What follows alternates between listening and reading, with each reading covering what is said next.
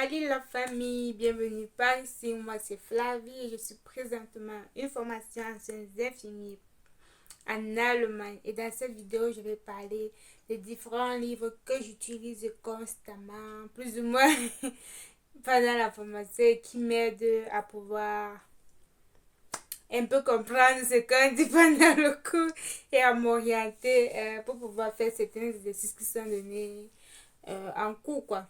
Bon. Avant de partir, je dis chaque jour la même chose. On s'abonne, on appuie sur la cloche de notification. Et surtout, n'oubliez pas de liker et de partager avec vos proches. Bon, on se jette dans le vif du sujet. On va commencer par les gros livres. Les gros livres. Je suis sûre que beaucoup connaissent ce livre. Beaucoup ont entendu parler de Ikea. Disait livre. Ce livre. J'avais mélangé l'allemand et le français. Et ma paix est venue. Donc, vous voyez, ce livre-ci, si vous voulez acheter ça pour vous-même, essayez de prêter attention pour pouvoir acheter la nouvelle édition. C'est 15 Aufgaben. En fonction des institutions, les Aufgaben sont changées. Ça, c'est 15 Aufgaben. Celui-ci, c'est l'école qui me l'a offert pour pouvoir faire la formation pendant les 3 années. Et également, à côté de ça, il y a ce livre aussi que j'avais déjà acheté. Pflege heute 7 Aufgaben. So, ce ne sont pas les mêmes éditeurs, donc on peut y comprendre qu'à l'intérieur, c'est pas... Bon, ce sera presque la même chose, mais ce sera développé l'un chez l'autre plus que chez l'autre. Donc, il parlait de la même chose. Et dans ces deux livres, c'est le programme de tous les 3 années que tu peux retrouver à l'intérieur. Et comment utiliser ce livre? C'est très simple. Si vous avez, par exemple, un sujet ou un mot précis que vous voulez rechercher, par exemple, on peut prendre quoi? Diabète. Je ne sais pas pourquoi j'ai pris diabète, mais bon. On va partir ici. Ici, bon, j'ai pas. Ici, à la fin du livre, il y a une table de matière par ordre alphabétique. Ici, je suis par G. So, je suis à G ici. B, C, D. A, B, C, D. Ici, D. Je retourne, je cherche diabète. Diabète insipidus. Diabète mellitus. Bon, il y a deux formes de diabète. Diabète insipidus et diabète mellitus. Le plus de diabète, comme nous utilisons plus à l'école, c'est diabète mellitus. Et quand je regarde ici, c'est à la page 680. Donc, je vais aller dans mon livre par le début et je vois la page 686 et j'aurai les références sur dont j'aurai les informations dont je recherche à propos du thème. Donc, c'est comme ça qu'on utilise ce livre-ci. Et son ami, le voisin gros comme lui là. Oui, les deux livres-ci, c'est comme ça on les utilise le plus généralement. Et maintenant, on va partir sur les deux petits livres que j'utilise constamment, et ces deux petits-ci, ça et après celui-ci. Celui-ci, ça parle plus sur l'anatomie. Oui, bon, il dit l'anatomie parce que bon, il n'a pas dit médecine parce que médecine, ça porte tout quoi. Mais bon, c'est plus pour les maladies, l'épidémie, donc plus ça, encore plus dans les trucs de l'anatomie quoi. Ce qu'on a fait ici, c'est pour le flegme, donc c'est encore plus pour nous en tant qu'infirmiers, parce que nous, nos repérages, c'est dans le flegme, le médecin, c'est dans la médecine. Dans disant comme ça, hein, parce celui-ci, c'est plus dans le flegme. Ils ont souvent des mots qu'ils ont en commun, donc c'est un mot que tu peux trouver dans les deux livres. Il y a certains que tu pourras trouver ici que tu ne trouveras pas ici et vice versa. Et ce qui me plaît dans ce livre particulièrement, ce sont les images qu'il y a à l'intérieur.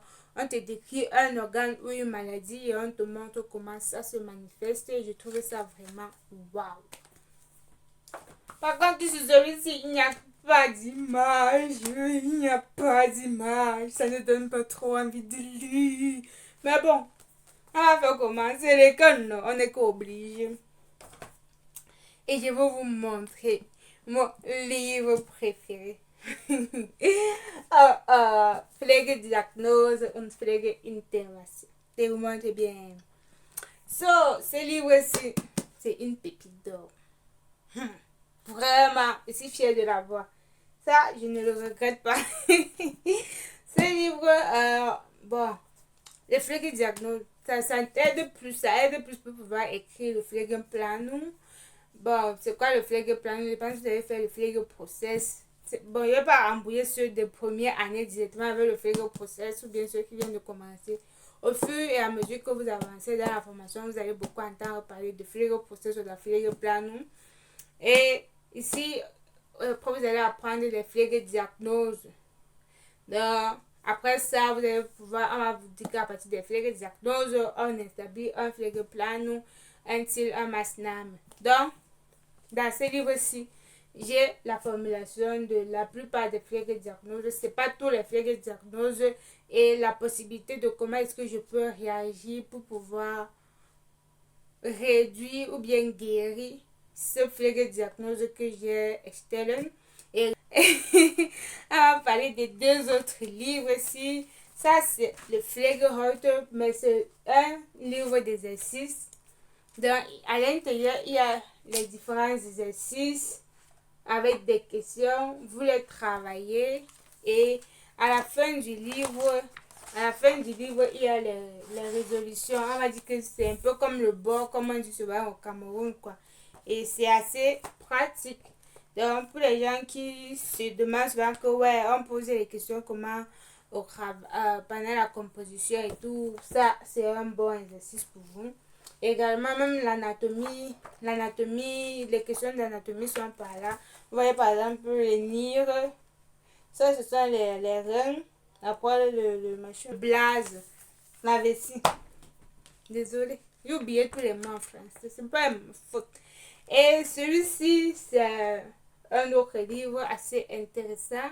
Flegme Praxis, ça c'est un livre qui peut aider beaucoup de personnes en pratique, surtout ceux qui n'ont pas encore fait, qui n'ont pas beaucoup d'expérience en pratique. Ici, on vous donne des situations, probables qui peuvent se tenir et la possibilité de comment vous pouvez réagir. Également, il y a des prophylaxes basiques que l'on fait dans le flegme. Par exemple, son parotitis prophylaxe, des covitos prophylaxe. Donc, tout cela fait partie de ça. Comment on peut larguer, comment on peut changer la position d'un patient quand il a telle maladie, comment on peut mesurer la tension artérielle, quelle est la position la plus adéquate. Donc voilà un peu ce que vous trouvez dans ce praxis, flegme pratique. Donc voilà un peu quoi. Donc ici on vous parle de situations vraiment pratiques. Pas comme à l'école. À l'école, généralement, on fait la théorie, on chante tout ce qu'il faut chanter là. Quand on arrive en pratique, souvent on est perdu. Mais ce livre nous permet de vraiment avoir des références basiques sur ça, quoi. Bon, voilà à peu près tous les livres que j'utilise. Et aussi, je vais laisser les noms dans la barre de description. Et si je retrouve les liens de ces livres, je les mettrai bien évidemment dans la barre de description afin que vous pourrez vous en procurer si vous le voulez bien. Bon, je vous remercie d'avoir regardé la vidéo jusqu'à la fin. J'espère qu'elle vous a aidé. Et n'oubliez pas de laisser en commentaire vos impressions et surtout vous abonner et partager. On se dit à la prochaine pour une nouvelle vidéo. Je vous aime.